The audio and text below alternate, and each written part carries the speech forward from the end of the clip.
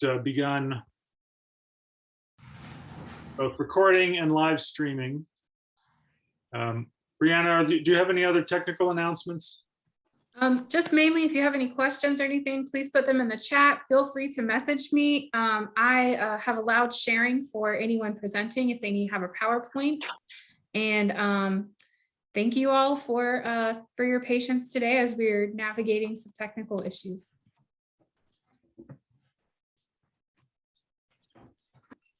Yes, good afternoon. Thank you for joining us today. I'm John Talmadge, part of the Coalition's Coordinating Committee and Executive Director at VITA Durham. And I'm our facilitator for the day. Marcia McNally should be our moderator for our main session this afternoon, our conversation with Mayor O'Neill and Councilmember Williams. John, just a quick update. I'm sorry to interrupt, but is that Marcia's having significant computer difficulties and has asked me to sent me the notes about the history and asked me to moderate in her place. So it won't be as good, but I'll try and do that. Great, thank you, Webb. So our agenda today is we're going to start with a short spotlight on the Volunteer Income Tax Assistance Program from Cara Williams of Reinvestment Partners.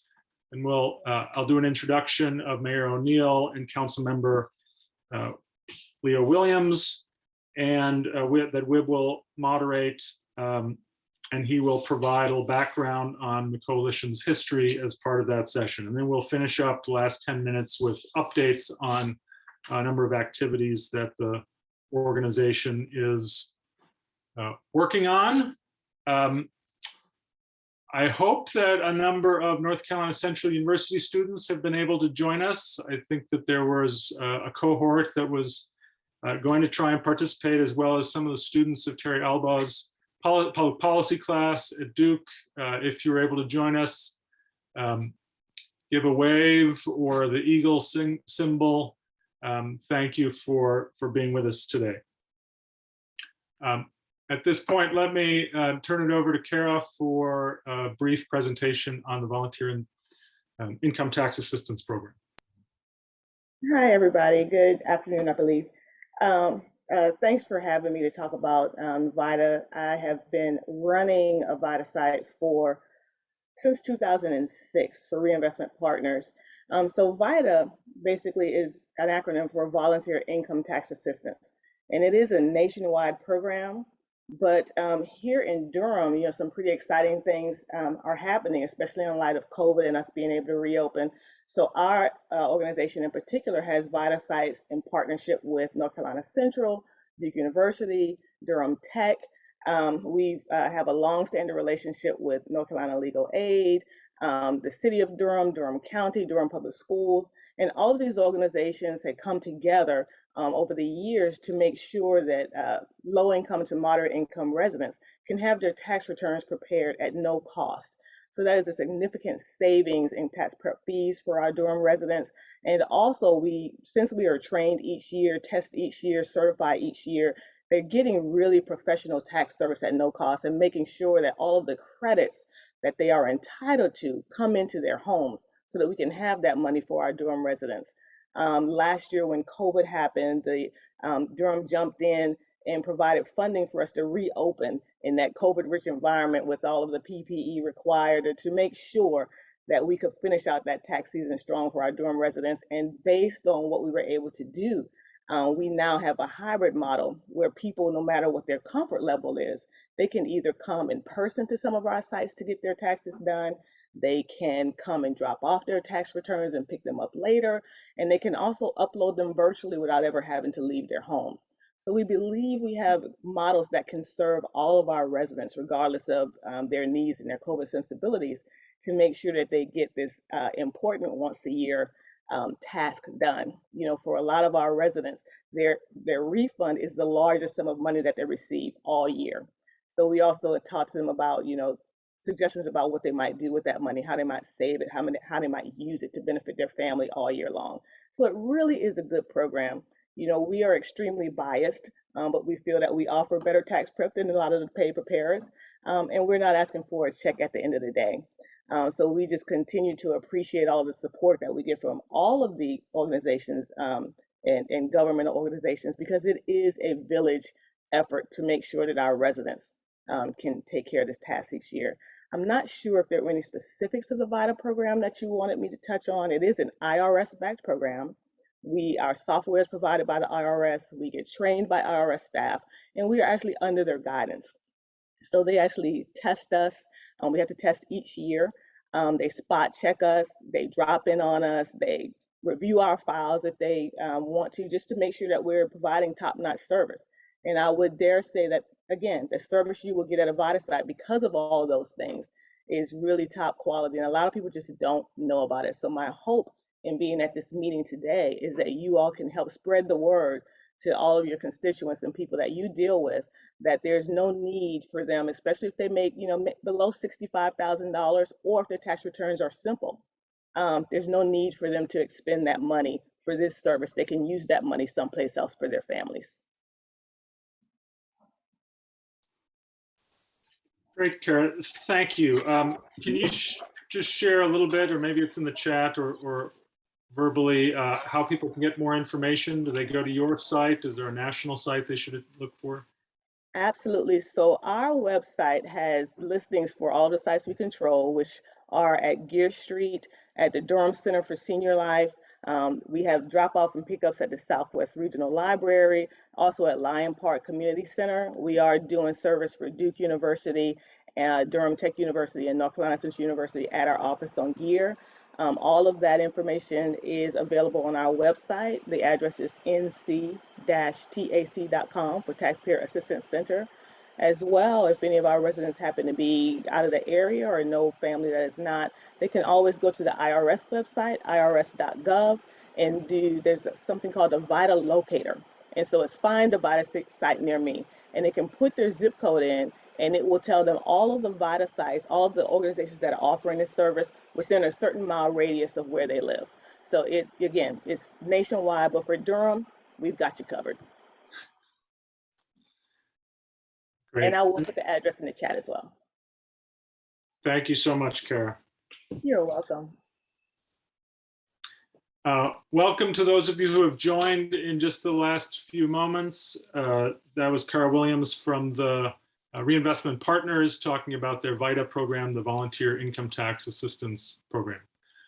Now I'm excited for the main event here. We have two great guests, Mayor O'Neill and Councilmember Leonardo Williams, here to have a conversation with us about their priorities, the city's priorities for affordable housing and transit.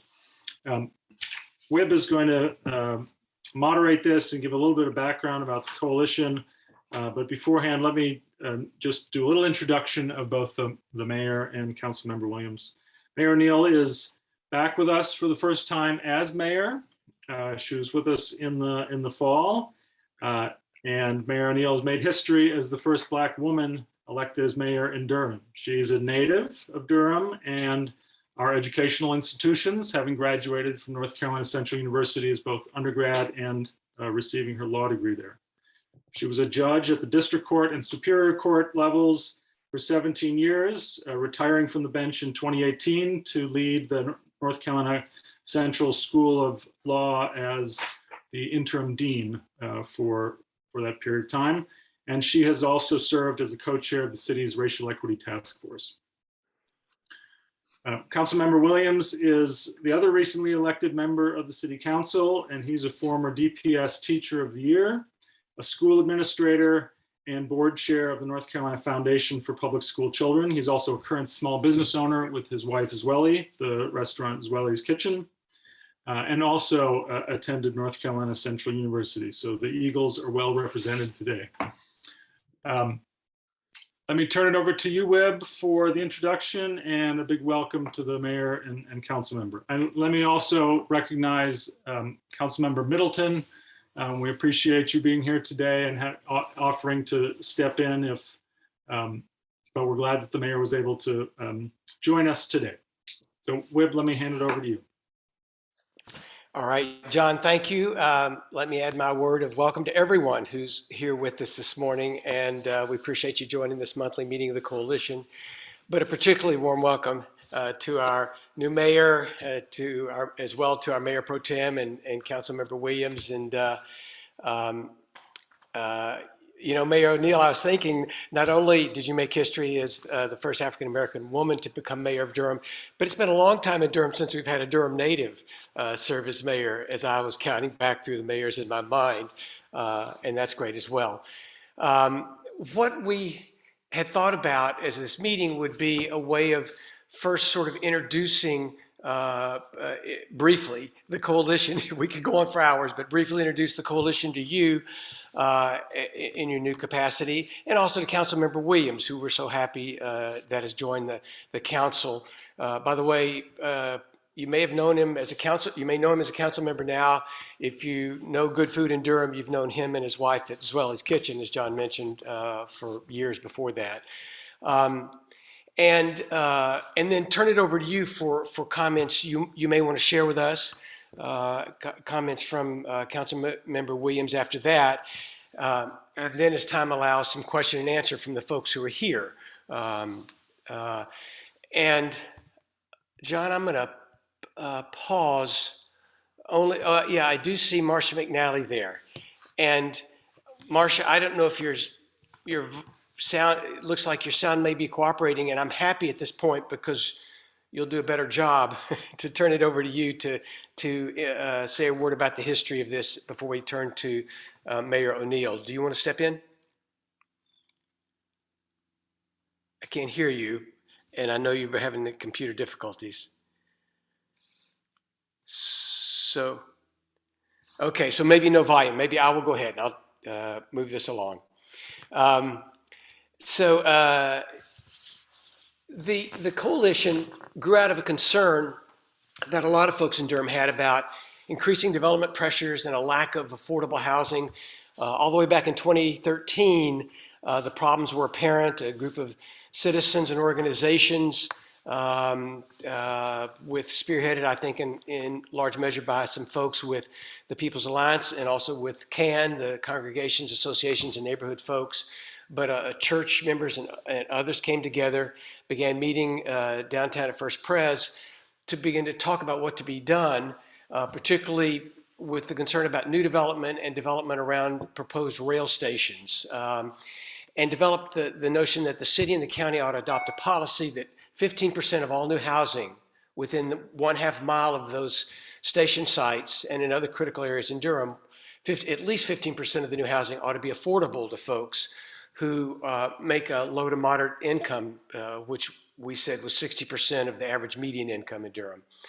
After months of advocacy and work by that group, this policy was adopted by the Durham City Council and Board of County Commissioners as a goal. From that initial effort, the coalition today has grown to an organization for which we've got monthly meetings that average 50 to 75 and sometimes 100 folks. There was more people back pre-pandemic, but we're really happy to have everybody join us, even though these meetings have been virtual for a couple of years. We have a email list today that has over 400 names of folks that want to plug into our work. And we've been working to deepen our understanding of the issues that Durham faces for both affordable housing and for affordable transit. And one way we've done that is by inviting speakers to come to monthly meetings such as we have today, but also to meet with and learn from different nonprofit advocates and organizations that are working in Durham and in the region, for-profit housing developers, neighborhood communities, and we work on affordable housing is not one thing. It's this range of issues from homelessness to folks trying to become tenants and thus affordability to long-time low-income residents who struggle with keeping their homes in good shape or paying the soaring property taxes we've had, evictions, workforce housing, public housing, and as we've learned more recently, the housing challenges that face our college students in Durham. Tenants' rights is a issue that we're paying more attention to. Transit equity is an overall overarching concern we have. The coalition's an all-volunteer community group, doesn't have, with no budget, but several active committees. Our work is often done in partnership and coalition with organizations, including Durham CAN, the Durham Committee on the Affairs of Black People, People's Alliance, the Durham Housing Authority, Reinvestment Partners, the North Carolina Coalition to End Homelessness, Families Moving Forward, Housing for New Hope, the Community Land Trust, CASA, Self-Help, the Congregations in Action, Go Triangle, Legal Aid, Habitat, by Durham, DataWorks. We're so happy to have this wealth of wonderful citizen groups and community groups in Durham, and we try and work in coordination whenever we can, as well as working with individual neighborhoods, whether that's Southside or Walltown, Bragtown, or Merrick Moore, for some recent examples. And core members of our group have been active on boards and chaired committees in a number of related areas, such as the city's Affordable Housing Bond Committee and the subsequent Implementation Committee, the Durham Housing Authority Board, the Planning Commission, and Comprehensive Plan. So we're happy about that involvement. We're particularly happy and think Durham as a community has made some really significant strides. And I can talk with pride about what we've been able to do. And when I say we, it starts and includes the city council and the county commissioners and our local elected officials who've been very sensitive to and supportive of these issues for a number of years.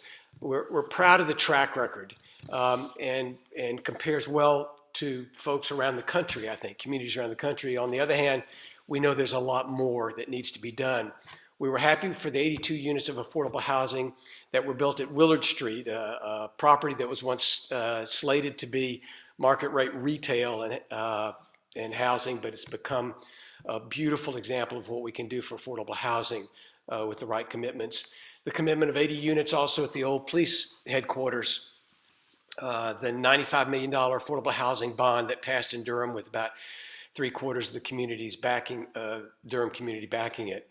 And more recently, there's a countywide tax assistance program for low-income homeowners to help them stay in their homes that we're proud of. Plan alternatives for Northgate Mall's redevelopment has something that a number of us spent time on in recent years, and continually monitoring the city and county budgets to try and ensure that those priorities of affordable housing and transit are respected. We do a lot more, but that gives you a sense of it. And I think it's because of what we're proud of being able to do, but aware of the challenges that continue to face us, that we're so happy to have Mayor O'Neill and the other council members join us this morning. So Mayor O'Neill, we're certainly open to questions from you back to us, but let me toss the ball to you and ask you for whatever comments you want to share with us. Thank you. Good afternoon, everybody. I'm happy to be here this morning. So glad to see a lot of familiar faces around the table or around the screen this morning. I certainly hope that we will have time to dialogue. I know we only have an hour set aside, but I'll be able to stay on a little longer than that. I think that my next meeting actually starts at 1 o'clock. I guess what I'd like to say is since the election and the swearing in on December 6th, I have been extremely busy along with all of my other council members. There's been a learning curve for Leonardo and I, and we have put in lots and lots of hours. My days tend to be, I think I need a clone. I need at least 3 lanes to get it all in. So far, I have been able to kind of sleep sometimes, but my family time has been greatly impacted, and just the ability to kind of navigate and put some boundaries around my life have been, I haven't been able to do that. So we're putting in 12 to 14-hour days. I'm at City Hall right now. We'll be here until the council meeting tonight. But nevertheless, it's been good work, but it's been very busy work. And I'm learning a lot. The learning curve is steep. You have the COVID situation that kind of overrides everything. So you really don't get a true sense of what the city hall in itself was like before COVID, people are still working remotely a lot in this space. And so Leo and I and our assistant are the only ones pretty much here this morning. And that's typical. People are working and we can reach them, but they're not physically in place. So we've tried to figure out what that world really looks like in our minds. We've taken the time out to kind of visit in different spaces, and that continues as we're learning this, what city government is like on the inside. We are also entering into the budget season, which is fairly intense, very intense, as you can imagine, when you try to set a budget for a city and you're mandated to balance that budget. Thank God we have a well-run city. I can assure you of that I have been very proud to be a part of this organization. They work really, really hard. A lot of times they don't get a lot of thank yous. Most of the time they get a lot of people who are moaning and groaning and pointing fingers at them. And I'm trying to at least set the tone to kind of let people know that, you know, the folk at City Hall is not just the police department and EMS and fire department that are working 24 hours. There are lots of people that work around the clock in this arena. And so I'm just trying to get people to be kinder and gentler to them and remember how to say thank you, because I've not met a city worker so far who has not liked their job. They really like working for the city and they really work really, really hard, and it's evident. And so I just ask that you keep them in mind whenever you interact with city employees, to please just say thank you for the hard work that they're doing. In the housing arena in particular, and in transportation, I have joined the Go Triangle board. I have had our board training now, and I have a meeting this afternoon, and I have a couple of other meetings coming up where we are doing talking about commuter rail, and I'm learning a lot about the bus transportation part of it. So that too is a steep learning curve, and I am happily engaged in that arena. That is a very important arena for me. As to the housing, that is the bugaboo. That's what I call the bugaboo. There is a lot of work, and I thank you all for the work that you have been doing in this arena. But I'll tell you that I have been very, very frustrated in this arena and trying to learn it and deal with my frustrations. Let me just give you a little background, and then I'll shut up and let Leo get his time in with you, and I want to be able to answer your questions. But since about October, I have been working very closely with Chief Judge Pat Evans, our Sheriff, Deidreana Freeman, and some other community activists, mainly with Bledsoe. And we have been working with a group of young men who are what I call shot callers in the city as far as the gang violence is. As we talk about that, you know, that was one of the things that we have all talked about. It's a nationwide problem, but in particular in Durham, it gets a lot of attention, and that has been one of the issues that I have been working in since 24 years on the bench. So I know that arena well. I know the young men, a lot of those young people who have been involved in that arena. And it was like the perfect time for things to come together. And what I mean by that is that Judge Evans and there was a group of Mr. Howard Chestnut, Steve Chalmers, they had been working in this area and trying to get a lot of folk who are at the grassroots level to align in a system where we could deliver services to folk who were in gangs, out of gangs, but at that level where they needed some help to be able to move from one culture to the next culture in terms of becoming productive citizens. Now, if you don't know, there's an underground economy that is right around the corner from you, from everybody that lives in Durham, pretty much. And that underground economy does not look like a middle-class economy. There are a lot of people who have been entrenched in that economy, not because of the things that have that they do to people, but the things that have been done to them. Some people have been born into this underground economy, and that is the only way that they've been able to survive. Like a dentist has the tools of a drill, or a doctor has the tools of a scalpel. In this underground economy, the tools of the trade are guns. That's pretty much how they make their living. That's pretty much how how they are able to survive in a not so friendly society.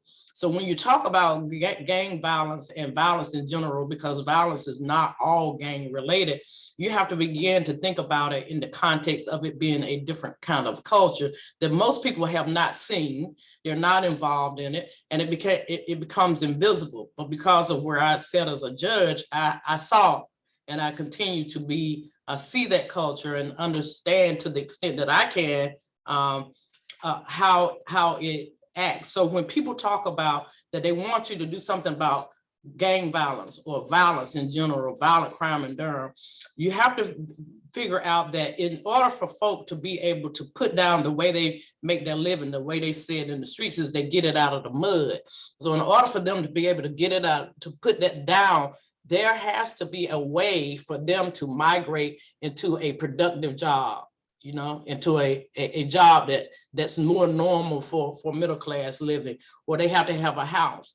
So what has happened over decades now, as best as I can tell, along with some of the other officials who work in that arena day to day, specifically Judge Evans and some of the other judges that I keep in touch with, when a person picks up a felony charge, there is a consequence that is paid for the criminal justice system. And not every felon goes to jail. You can pick up a felony charge and never see the inside of a jail. You may be placed on probation. It could be something as low level as a felony larceny, which is when you steal something that has a value, I think, of over $200.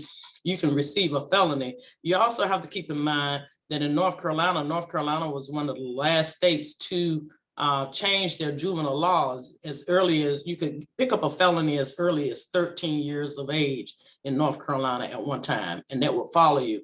So what happens is a person pays their due or for their behavior in the criminal justice system, but the harsh reality is what happens in the outside world when you get what the streets call the F. When you get the F, when you get that F, you are pretty much blocked out of housing.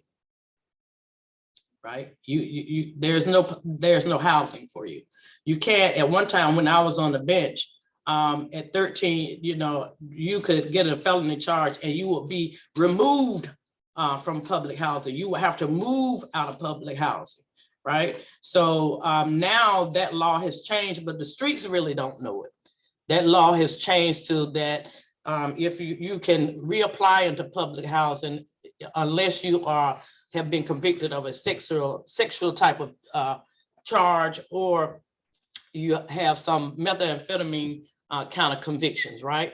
But the streets don't know that, right? So there is a process for you to re-engage in public housing, but for a lot of these young people, they don't want to go back in public housing. Even the ones now, there are some who have turned their lives around and they're able to maintain and have found employment, but that housing issue still becomes an issue. I had a young man that was a part of this group who says, you know, he hadn't had a conviction since 1998, but he was still unable to find housing in Durham, even though he has a job now.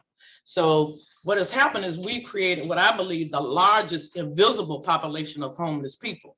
And that is your core involved individuals, which just happen to be primarily young African-American males who have never been housing secure.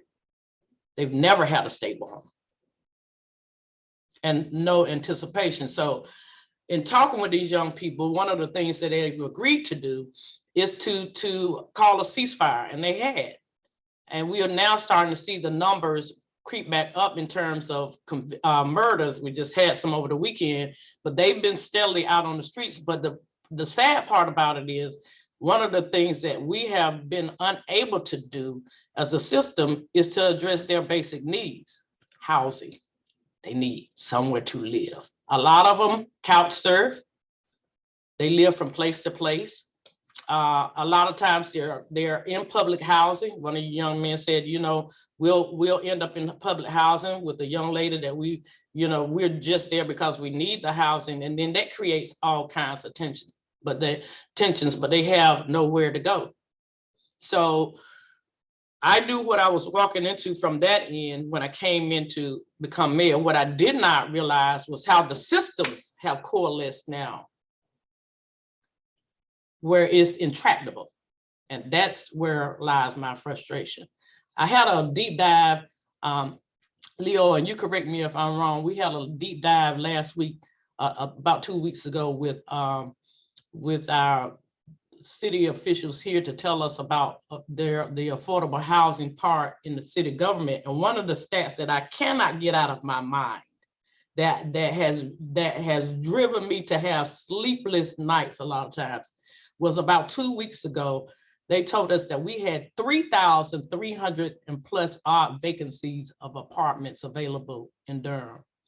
Of that 3,300, there were 116, Leo, correct me if I'm wrong, 116 affordable housing units that will qualify of affordable housing units at the $900 range, and they were all 1-bedroom apartments. Is that right, Leo? Is that what they told us? 3,300 plus odd vacant apartments in Durham. Of that, 116 only. Yep, that's correct. 1-bedrooms at the $900 range. Now, for me, having worked for government systems before, the government is never a silent partner. And you know, we heard all kinds of variables. It's the market, it's the this, it's the that. They are never silent partners, right? For example, as a history of Black folk, the market dictated when we were slaves for the South that continued. But the government said, at some point, said no.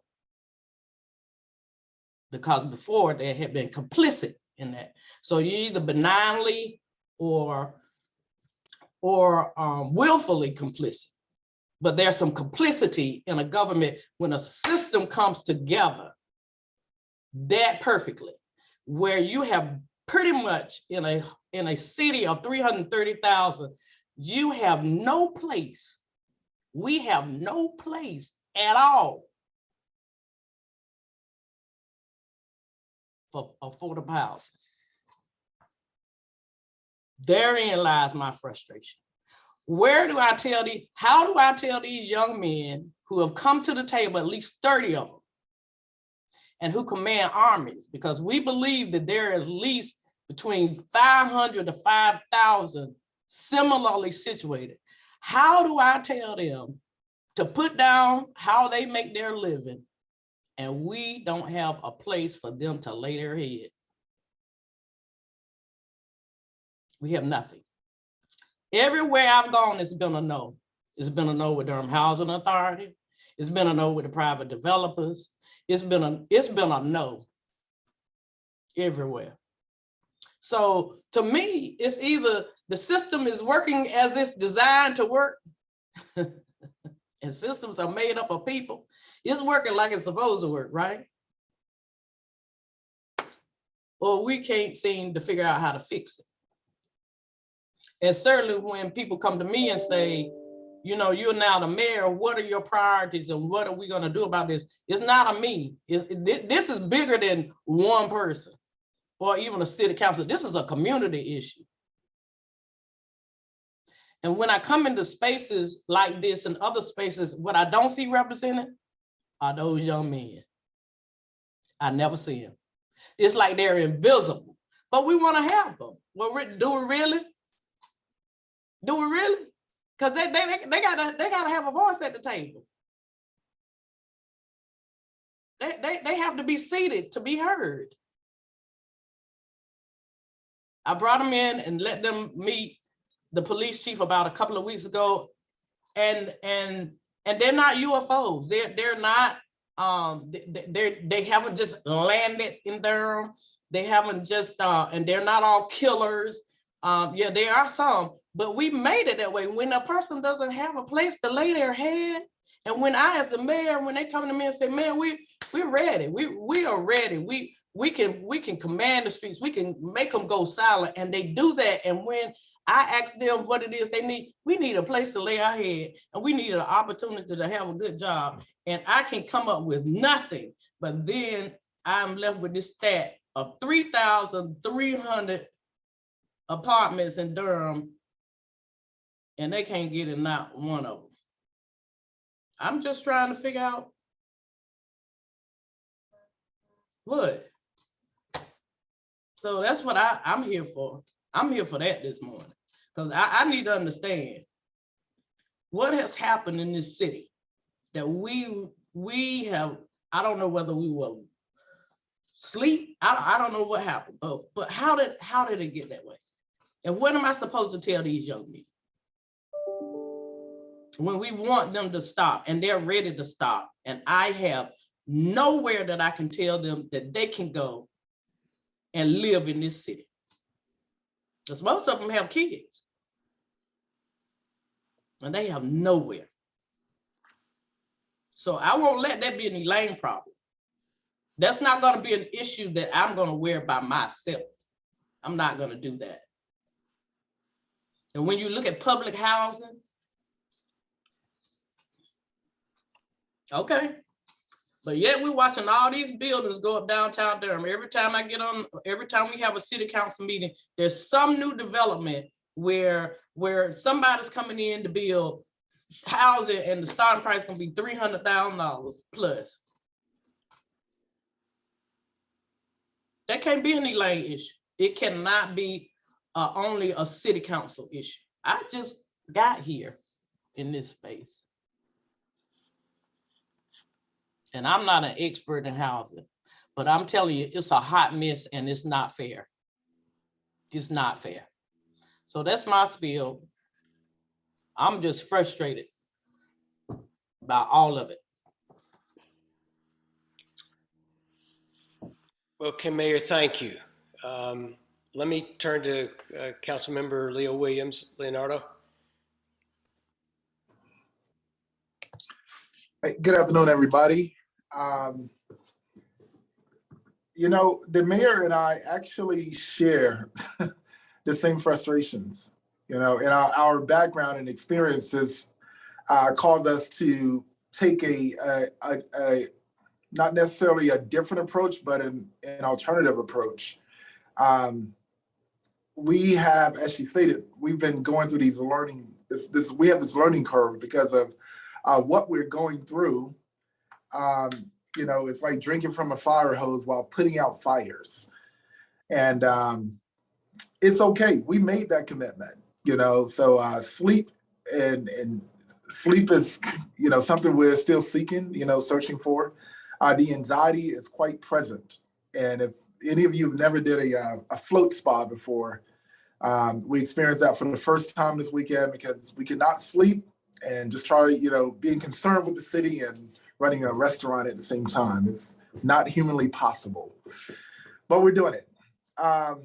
Thank you all so much for inviting us today. As I said, we share the same frustration because we are now exposed to the problem in mass. We're seeing everything all at once. And I do feel like, you know, my brain is like, you know,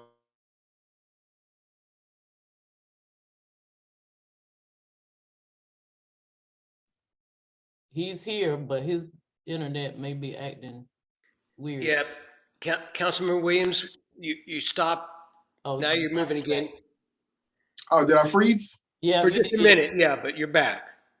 Okay. Now I'm in the office. Mayor, can I get some of that Wi-Fi you're sharing? Because you may need to come over here, Leo, if it freezes again. all right, let me know if I freeze, and then I'll walk across the hall. But let me just get right to it. You know, we're seeing the same issues, and the most frustrating thing is how do we fix it? Because He's freezing. I'm gonna get Sorry. him in here. I'm gonna get him in here. All righty. Yeah, please. Hey, do. Leo, make sure you're using the hardwired computer to the city's Wi-Fi and not trying to do it wirelessly. You use your device that's actually plugged in, if you can hear me, Leo. There you go. Thank you, Mark Anthony. That's good advice. Yeah, sure. You've had that, probably been in the same situation. Absolutely. All right. The There he mayor's is. All right. plugged in. Okay. Okay. There we go. Okay. All right. All right. Sorry about that. I saw everyone just looking at me and staring and not moving. It's like, I think I'm frozen again. But yeah, like I was saying, we share the same frustrations. And I think the craziest part is we're seeing everything at once now. And it's like, breathing from a fire hose while putting out fires. And we came into this position, professionally committed, but, professionally obligated, but emotionally and passionately committed. And that is why it's sleepless nights and the anxiety and all that stuff is there. But the good thing about it is it's fueling us to ensure that we're not going anywhere until this problem is solved. So the other side of this is, okay, now, we're taking multiple approaches. The mayor is deep in the streets with talking on the ground. This is the first time I've seen, not to discount any other past work, but I've never seen someone in such a capacity go so deep into the streets where the root of the problem, or the root of this problem is being affected the most, and actually start there. My approach is, I keep seeing E squared in my head: education and in the economy.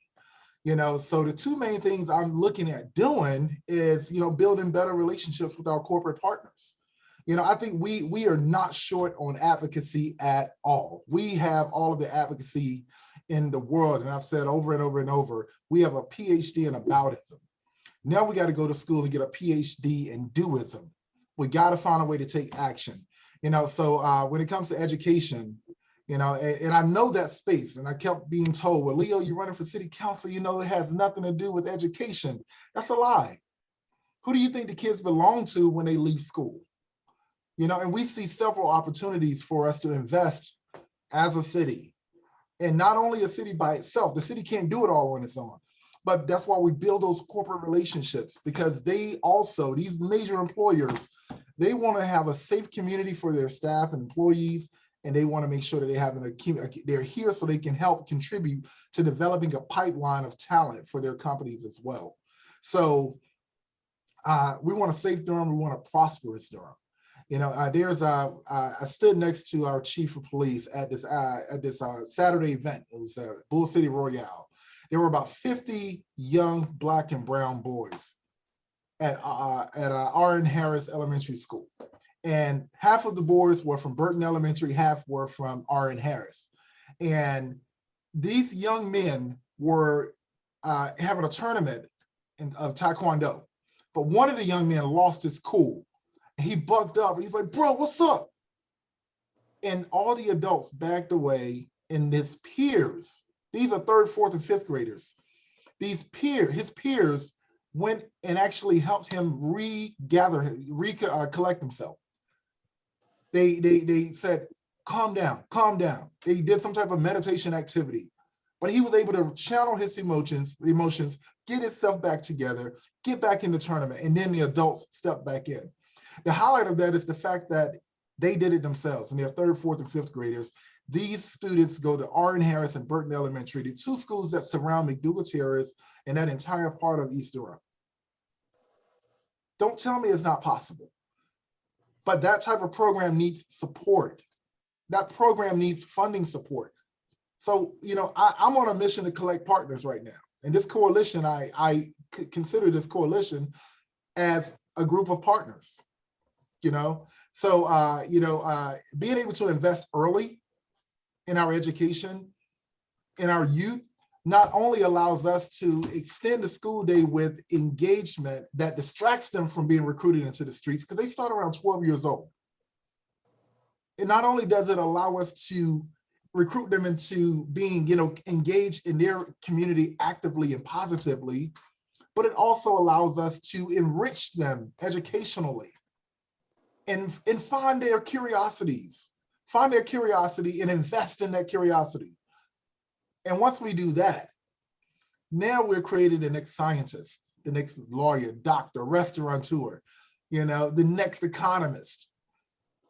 But we got to do it early. So that's the long-term approach, but when I kept talking about a citywide apprenticeship program, that's something we can do right now. Because one thing I know for sure, a lot of these young men that are engaged in this activity we see on the news, they want out. They want something better.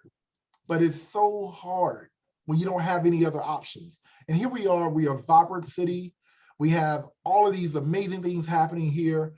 It's up to us to be intentional about designing a city that is inclusive of all of Durham. And we can't just accept the fact that, this is the way it is. This is how cities grow. So that's what I have to say about it. I want to really focus on education and the economy to help us take an alternative approach to housing. I want to be able to ensure that the city can be more of a partner in regards to infrastructure so that we can have a better relationship with these developers who want to build in the best interest of Durham so that we can include more affordable percentages of units. But as of right now, it's business per usual, and that's not beneficial to all of Durham. And we got to make sure that we have, we got to make sure we have the resources and planning, in our planning and zoning department, make sure we have the resources to have a more efficient process. It's efficient, it's just not timely, and that's how we're causing some inflicted wounds as well. So the city's going to grow, it's going to develop, we're going to build, but we can't build our way, we can't build folks out of Durham, and that's what's happening right now. It's an additional tax to folks like our first responders or anyone else that's working. An additional tax because they can't afford to live in Durham, so they're way out in Garner and Fuquay Arena. When they spend their dollars, they're spending their tax dollars there. They're having to be taxed to drive all the way to Durham because they can't afford to live here. So I'll end there just so we can have some dialogue time and run back to my office and get into my hard wire because the Wi-Fi is a little spotty and dialogue with some question and answer. But I really appreciate it having this space today. Okay, thank you very much, Councilmember Williams, and good comments, and glad we got you. And before I say anything more, I was going to suggest to folks that you can go to the chat and write in a question or a comment you want to share with Mayor O'Neill or Councilmember Williams, and then what I'll try and do is get to those and get as many as possible in with the time we have. We usually make a real point of ending at 1 o'clock because it's a lunch hour for people, but we thought today it's a special meeting with these folks, and we might go a little bit longer, 10 or 15 minutes beyond that, if they can. And I know Mayor O'Neill said she had something at 1 o'clock, so she may or may not be able to stay with us, but we'll try and continue that. And at the very end, toss it back to John for a few key updates. I would just, so if you want to indicate questions, put them in the chat, or if you raise your hand electronically, or otherwise I'll try and see that, although I can't get to all the screens here. There's 3 screens of folks, I can't get to them all. John, you help me, okay, with that. First, Mayor O'Neill, I just know you'll be happy to hear that folks responded real positively to your call to action, and they feel like that is a great inspiring step for us to take, and the same thing really for Councilmember Williams, following through on the same path, and let's hope we can do some significant things in Durham because we have that kind of leadership there. And then there's one other note about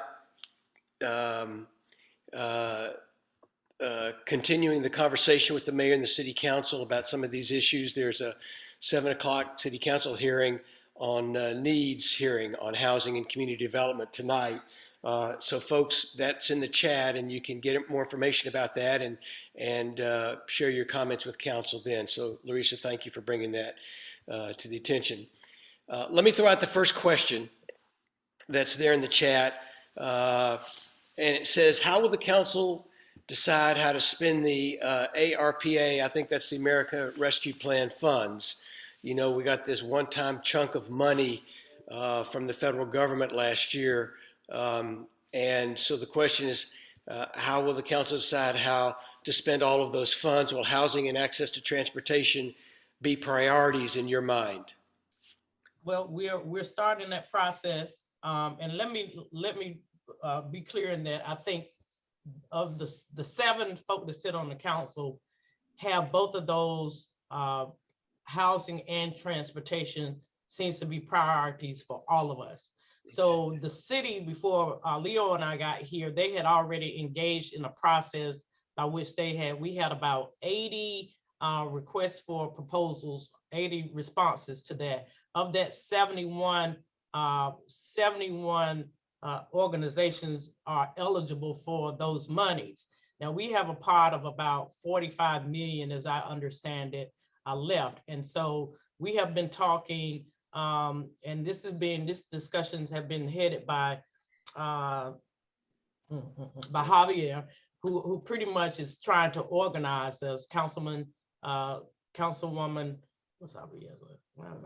Caballero. Javier, why am I blanking? But Yeah. anyway, she came to me and said, look, I want to try to help you in this space. And so what we have been doing is trying to put those 71 in categories with our priorities in mind. Now, we can't all meet together at one time unless it becomes a public meeting, which requires notice and all of that. So we have to do a lot of preliminary workup for those kinds of meetings. So that's what's been going on in that space. And we hope to be able to give some monies coming immediately and then save some where we hope to engage with the county in terms of things that can be transformational. As you know, this money is only a one-time shot. We want to make sure that some of the monies that we set aside will address some systemic things, but more importantly, have it align with the county and also make it so that there will be opportunities for us to say, this 2 to 3 generations down, this is where we use some of the ARPA money for. So we're in those talks, but so those are coming. What we're running to though is the urgency of now, right? Mm-hmm.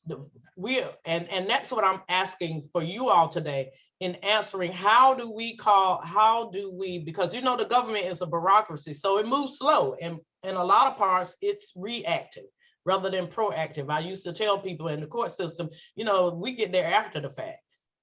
For instance, your trash is picked up after you put it out. The police come after the incident. We have an urgent issue of now.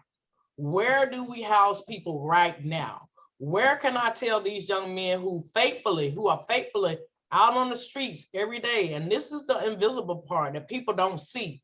There's a layer of folk who can go into these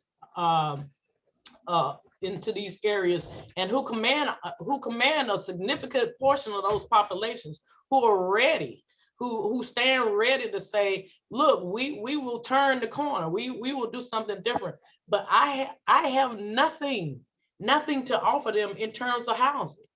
Zero. Nothing. So how do we, and now they've been doing that since October. And everywhere that I've asked as the mayor of the city, does anybody have any housing?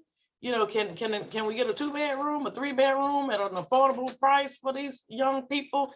And everywhere I look, it's a no. So now we're starting to see the numbers. We had several shootings on the weekend but they're steadily out. One of the young men, I'm on text with them yesterday. They were over in those neighborhoods where those shootings occurred. They're still trying to keep themselves motivated and trying to do what they can to quell the violence. And everybody wants that to happen, but they're acting on it. They're actually out there doing it, but I have nothing to offer them. And that, to me, that's mind blowing. I never would have thought that I would walk in that, especially knowing you got 3,300 vacant apartments. Who are we holding them for? For the people that's coming? So I don't even know how do we get into that arena, because I'm not familiar enough in that arena to say who Who's been the shot callers in that arena where there's nothing for these young people, but we want our streets to go silent. Really? Do we really? And this didn't just happen yesterday.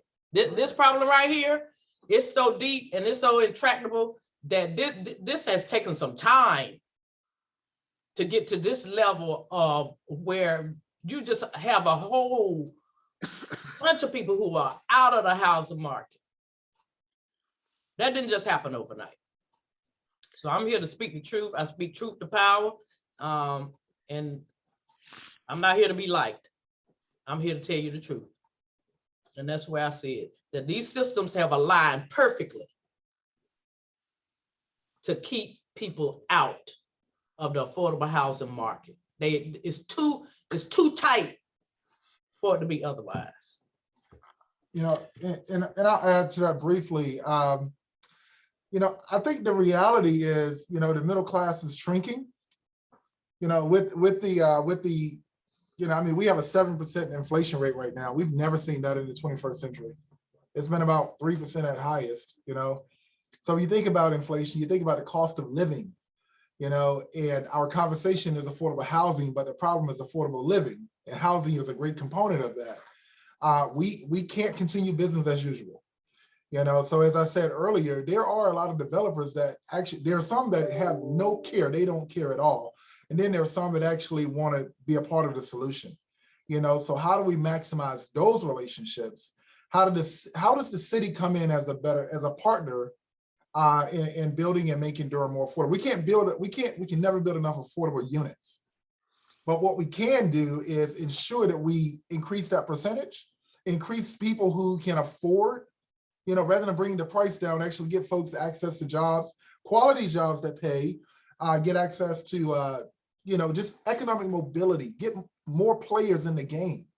Because right now we're kicking players out, you know, and it's, I feel like the walls are closing in all four corners, you know, and we have to stop that, and then we have to reverse it and expand the capacity.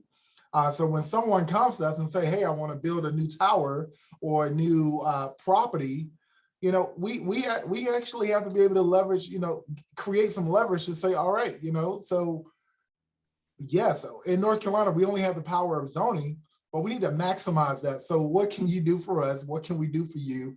And what can we together do for our community? Because saying we're going to build an affordable housing project here or there, we don't need any more projects. We need nice places for folks to live where they can actually afford it. So a full assessment of what actually is affordable in Durham has to be revisited. You know, so any developer out there that is interested in being a partner in the city to ensure we are solidifying the problems that are present in our community, the real problems, then we should do so. When I was, and lastly, when I was teacher of the year, I had to be on the committee to select the next teacher of the year. And I went around the entire county and interviewed teachers of the year at their respective schools. And I could not believe I was still in Durham County, because I went to the northern part and there were computers before every kid. There were about 3 to 4 to 5 parents in the school volunteering, carpeted floors, you know, the carpool was extremely long. But then I came over in the east part of the county and there was a bucket in the hallway. There was a shortage of teachers, you know, there was a computer lab, you know, it was just two different worlds. And I said, how could we allow this to be even legal in Durham? And it's the same tax dollars in the city. And that type of reality is also in the housing area, economically. So we're starting now looking 100 years back with a very short, you know, runway to fix these things. But we can go big right now. We can go bold. So as we have this coalition amongst other groups that are concerned about the same thing, I hope that, you know, we shift the conversation beyond just, you know, not saying we're just talking about it, but really start getting to the solutions. Because now you have a council, for sure, you have a council that's really ready to go big and go bold with these resources. Good, thank you. I mean, we understand to some extent and share the enormous frustration that comes with trying to face these things. And you all are dealing with it every day and multiple times a day, but it is enormously frustrating. I think one of the things I don't know that we've got answers at this point, but we can take back the challenge that you've posed to us and try and see what we can come up with in terms of ideas or thinking that might be useful to you, Madam Mayor, and to the council, and see if we have anything we can contribute to that. There's a couple of the questions. Let me try and jump to them really quickly if I can. The next one is, my question is, in your learning process about housing issues, you mentioned that you hear a lot of no's to various proposed solutions. The question is, what obstacles have you encountered in looking into ways to create more affordable housing for tenants of privately owned properties who do not qualify for current public subsidies or housing programs? You may have already spoken to that some, but any other? Yeah, one of the things that is obvious too, well, let's talk about the Hispanic community for a moment. We had an incident, the Braswell Street apartments, where folk were being displaced rather suddenly. And when we went over, it was a mix of Black and brown people. And one of the issues that has come up, in particular in the Hispanic community, is they've been taken advantage of in a lot of these situations where they are living in circumstances beyond belief, and they are afraid to speak out about those situations for fear that if they speak out and the housing is repaired, then that puts them in danger of being put out. And we've seen that over and over again. And so you have you have one in the Hispanic population where they're afraid to speak out and for fear of getting put out. And then you have over in the Black community, you have the young men who are hiding because that's the only way that they can live. And in a lot of these situations, there's a disconnect between, and a lot of times it's class. It just so happens that more poor people are people of color. But I am sure that some of our white neighbors who are not rich are experiencing some of these same things. But there's a disconnect between the middle class and those folk at that level. There's a disconnect between them and us, because I'm of the middle class, and it's a disconnect between them and the government. So they don't see us as being helpful. They see us as being hurtful, because a lot of times we're in these situations where when they talk to us, we develop answers to their issues without their involvement. So that's one of the barriers, is that we got to be able to have them seated at the table to get their own solutions, rather than us telling them, well, this is what we have for you and this is how it's going to work.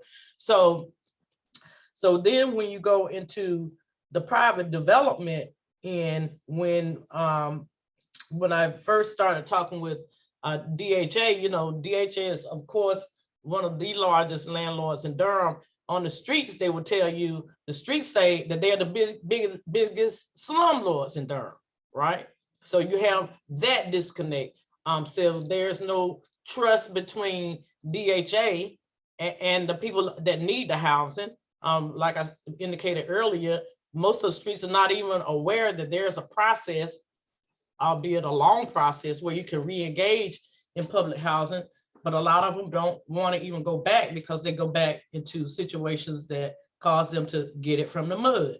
So, but when I talked with DHA about what happened when McDougal, when that incident occurred, I asked how many private landlords came to the table to help. And I also asked, there seemed to me that these folk were placed in hotels that were not the Marriotts and the Hiltons, okay? So tell me about that, because I can guess, but I want to know. Well, they had one private landlord that came to help. right? One private landlord that offered to help. And then also none of the big boys came to help. So there's this thing is we want to help, but we only want to help how we want to help. And the bottom line is that a lot of people don't want even though they want them to stop doing what they're doing, they don't want them to live next door. So we have to come to grips to that. So it's the NIMBYism. Yeah, we want to help them, but can we help them over there? We don't want them downtown Durham, right? Yeah. So those are the barriers, and it's barriers that we create, but you want solutions. So if you say you want to do something about violent crime and you want to make a place for folk, well, can they come live next door to you? It's the first question you got to ask yourself. Because if that answer is a no, then where they gonna live? Okay, good, well said. Let me try and share quickly so we get this in a number of the comments that we've got from you all. One of them, thank you, Ideal, talks about organization that's been trying to do some work on these challenges by approaching owners of apartments to at least participate in the housing voucher program, and that's the Community Empowerment Fund, which does a lot of good work. A suggestion from Jane Hewitt is, what about a gathering of landlords called to help address Durham's critical issue, and then how to put some pressure on to get some solutions, and can the city do some subsidies here, is the comment. And then Ideal Ortiz also said the mayor's landlord roundtable is another thing that the Community Empowerment Fund used to put on for years. And Leo Whitehead said Housing for New Hope is taking on this mantle, and their Housing Connections program is a great example of how creative incentives can help people housed with private landlords. So those are some comments for you. Here's a question. How could the city help homeowners create garage apartments and backyard tiny homes to rent as affordable units?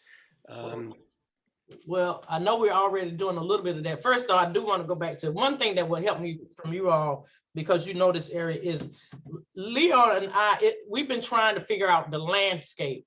So it'd be really helpful if we could see that in writing. Where are all these pieces? You hear Housing for New Hope, this group, that group, and other, but it's difficult for us in all of the running that we're doing to try to put it in a picture so that we know, in a simple diagram, who's on left, who's on right. So that would be helpful for us. The other thing is, we've been called, I know that I have been overwhelmed with the amount of people that want to meet with me. I know I'm a newbie, but it's almost like I'm a museum object. Come over here, let me see you, let me feel you. And I don't want nobody but the mayor, and come right now. And if you don't come, I'm gonna make you come or whatever. I can't physically be in all spaces at all time, not and live. And I'm trying to live through being the mayor. So I want to do my part, but I want to do it healthy. So what would be helpful also in that landlord, if you all could spearhead that, if you all could help us to figure those people out, and we have city staff who are here and available to do that, but we can't, some of this has to be community led, right? And so if you all could help get who those landlords are, I've already charged our city officials with doing that, but it's a small bit, it's a small group that's in the housing piece, right? So if you all could help to do that, I'm willing to show up and be that voice. I don't have a problem with that. This is so important. And like I said, it's the urgency of now. But at the same time, I am putting in at least 10 or 15 hours per week just dealing with the gang members, because that won't be televised. People are calling me. I got a press calling me this morning. We got another murder in Durham. What are you going to do about that? What I'm doing about it can never be televised, because they will see that as an opportunity for me to be performative, to get out here and say, I'm talking to the gang members and telling everything we're trying to do. That's not how the streets operate. So you won't see me in that arena talking about it, because that's not how gangs and these young people operate. So we have to do something about the housing. The other part is trying to deal with the transition over to jobs. That's a space, because a lot of these young people have not seen a 9-to-5 worker, which most of us are. So there has to be a space for them to do that. We are in the midst of creating what I hope will be the beginning of a, well, Steve Chalmers and those folk are calling it a justice, a movement, but we're trying to align as many of our community service organizations into a system so that we can really be, get to the ground level and get into neighborhoods and get to these young people to help them be trained. But that's a process. So, and I'll be able to lay more of that out as we're developing it. But suffice it to say that we are emulating a model from Portland, Oregon, where a group of us about 12 years ago, under the direction of David Dotson, took a whole lot of public officials out to see their model, model for their children and their youth in Portland, Oregon. And it's a simple system that pretty much aligns your community service organizations. It's simple, but not simple. Overlay it with your government and then with your education arena so that you have a system that's tight with the community service organizations filling in the gaps that the community needs to be filled in that the government can't do. So what happened in Portland was a child or a person in distress could call a 1-800 number and they could be immersed in that system within 72 hours and placed into some type of assessed and placed within your system, and services would be provided. So we are at the very beginning stages of that. I'll be talking more with that, but that's what we're shooting for long term. If we are able to do that, it's probably going to take us between 3 to 5 to 7 to 10 years to build it out. But I do think that we have to begin to think in how we consolidate our services so that we have a system that's aligned with the community service, government, be it your city and council, and then your education systems working together. And it's not anything new. I can't take credit for it, but the document is right here. This is the document. You see how thick it is, but this is the system that I am proposing that we kind of look at. I've seen it. John Burness was on that trip. One of the things that came out of that trip, one of the things that has lasted is Gateway to College at Durham Tech.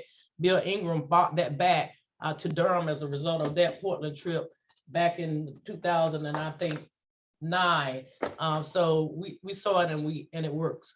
So there are lots of things, but I just cannot stress enough to you the urgency of now. Summer is coming, and summer normally does after spring. I don't want to be in the position of having to tell these young people, I have nothing to offer you in terms of housing or jobs or any of that as summer is coming, and we know what happens during the summertime. Thank you, Madam Mayor. If y'all will permit me, I'm going to just share quickly some of these comments because there's some good things in the chat, and then I'm going to turn it back over to John to wrap up the last few things on the meeting. But it's enormously helpful and valuable to hear what you have to say, Councilmember Williams. And so in the chat, you'll see they've talked about how few landlords participate in the voucher program, and vouchers aren't a golden ticket. We need to make sure we aren't just finding housing, but quality housing and safe housing. Because Ms. Whitehead talks about with the Community Empowerment Fund, they work with folks every day who are searching for months for housing with a voucher and can't find a place. And then Brianna Van Veltzen, Reverend Van Veltzen adds about there's so many landlords won't even accept vouchers and emergency rental assistance. And so, or they're getting evictions on people's records because someone left a box or something in their apartment when they move out and prevents stable and secure housing going forward, even though they don't owe any money. So there's a lot of supportive comments in there.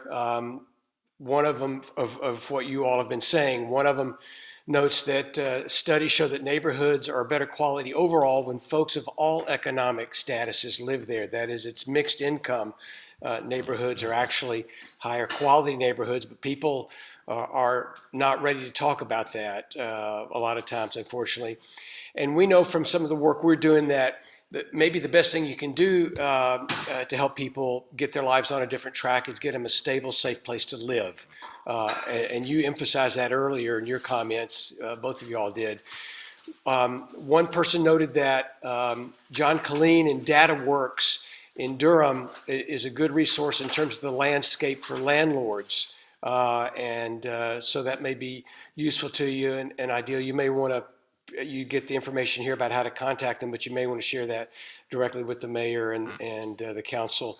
And the city does help fund DataWorks.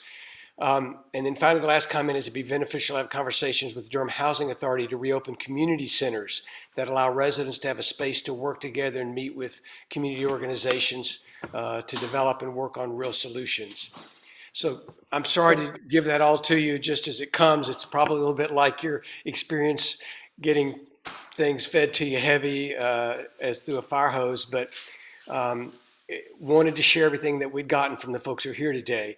We're so grateful for you all being with us, as well as Council Member Middleton. John, with that, let me toss it back to you to finish up the agenda today. Webb, can I just a quick call? Please. Yes. Anyone who has access, so we all can't do everything, and I know that the mayor, a lot of her time, have been late nights in the streets. I'm spending a lot of time on the economic front. I think that we have to take a holistic approach. So, I said earlier, we're collecting partners. So you are a landlord or of a landlord that's willing to work with us, meaning come to the table. I know that I'm pulling together a few guilds, circles of folks. So I have a roundtable of developers, roundtable of landlords, and just small business owners. I'm doing this to help channel the conversation, make it more of a digestive dialogue, and then bringing that, that information to my colleagues on council. So if you could just send it to our email. I know I'm specifically looking for this. I would love to be able to pass that on and say, man, let's take this on, and just kind of assist in that way. Because we're stretched in, but this is priority. So just, send it in. Thank you, Leo. That's encouraging. I think that goes in a good direction. And one of the things that it took me a little while once I was there to figure out how to do is go to the Chamber of Commerce and say, a safe, healthy community where everybody participates is actually the best business interest possible. And so maybe the Chamber could get behind helping you put together folks who are supportive there and also folks who are supportive in construction business and other things that'll benefit from the work you're doing. So thank you for that and good luck with that venture. Okay, John. Thank you, Ed. Thank you, Mayor. Thank you, Council Member. Great discussion and for sharing your perspective on that. It's very important for us to hear. We have a few updates. Jim, would you like to provide an update on the Longtime Homeowner Tax Grant Program? Yes, just very quickly, let me remind you that the new low-income homeowner assistance relief program only got 337 applications. So we need to examine how to expand involvement in that program. There is still another month through the end of March for residents in Southeast, Northeast, Durham, and South Side, and South Side. And this year, Walltown for the first time to apply for the Longtime Homeowners Grant Program. Let's spread the word. We have a flyer if you need it to help convey the message and provide sources of assistance. Thank you, Jim. Lee Gans, can you share with us a little bit about the Tenants Right work and Bull City Tenants United? Hi, yeah. So first, I just want to say thank you so much to the mayor and Councilman Williams for coming today and for the hard work that y'all are doing. And we have been looking at what we're going to be doing going forward. We recently met with, Constance Stansel and Faith Gardner from NIS and had a really productive and positive conversation. And we look forward to continuing to reach out to council members and building a coalition to address some of these really difficult issues that tenants are facing in Durham around affordable housing. And I also want to say that as far as understanding the landscape and landlords and just getting a picture of what the players are and who things are working, I actually independently collaborate with John Colleen from DataWorks and have a landlord research tool that is able to answer some sort of hard and tractable questions to capture that landscape. I would love to put my contact info in the chat to follow up with y'all, because I think it can help with things like understanding who owns what properties, how people need to get on board with programs, compliance, and with ensuring landlords don't evade accountability in situations where there's proceedings. So let me just put my email in the chat, and I look forward to following up with people. I don't have any updates other than that. Okay. Thank you, Lee. And our March 21st coalition meeting topic is on tenants issues. So we'll be addressing that in longer form then. Transit equity campaign, the public sector side is still looking at the finances of the transportation options. They're expecting to come out with a final proposal late spring, so maybe that's late April or May. And the coalition's policy committee is looking at developing a statement around the plan, and particularly the commuter rail project. Separately, the transit equity campaign, which is actually Bike Durham and the coalition and People's Alliance and the Durham committee and Durham Congregations in Action, is developing a statement that is hoping to bridge some of the differences among the organizations, but that's underway as well. That's the primary work of the transit equity campaign right now. Dan, do you have any updates on the Durham Housing Authority for us?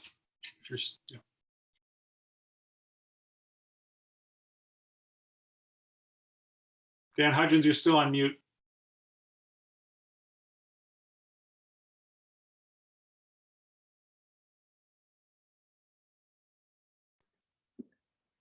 None today. Okay. Long enough program. A lot of information though. A lot of good information. Thank you. And finally, Larissa, do you have an update on Durham rent relief with legal aid? Yes, I do. I wanted to make sure that people did know that the city asked Legal Aid of North Carolina to stop taking applications after they received 5,000 applications, and the average funding they're providing is about 3,000, so that they have less than 6 million, so they'll be able to help less than 2,000 of the 5,000. And so it's really important. Come to the hearing tonight, speak about housing needs and community needs, and hopefully we can help people going forward to stay in their homes.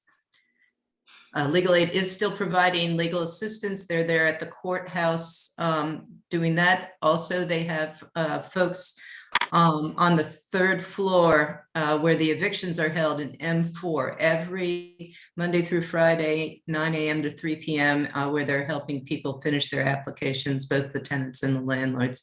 It's very helpful.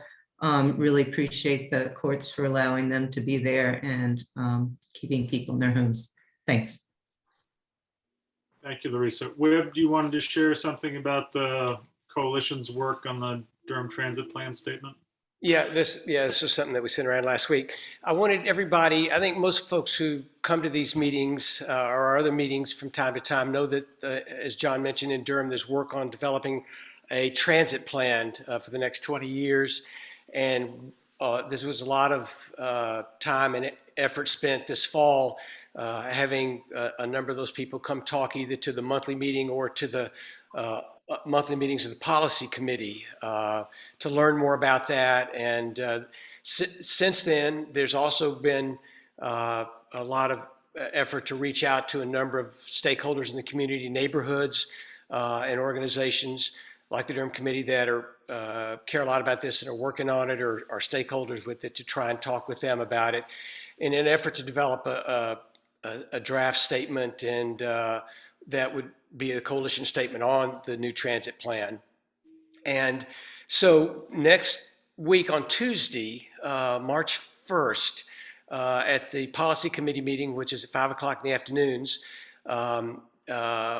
we're going to, I mean, the statement was given out last time, but we're going to talk about it some more, and hope in the next month or so to talk about it, a coalition statement on the Durham transit plan.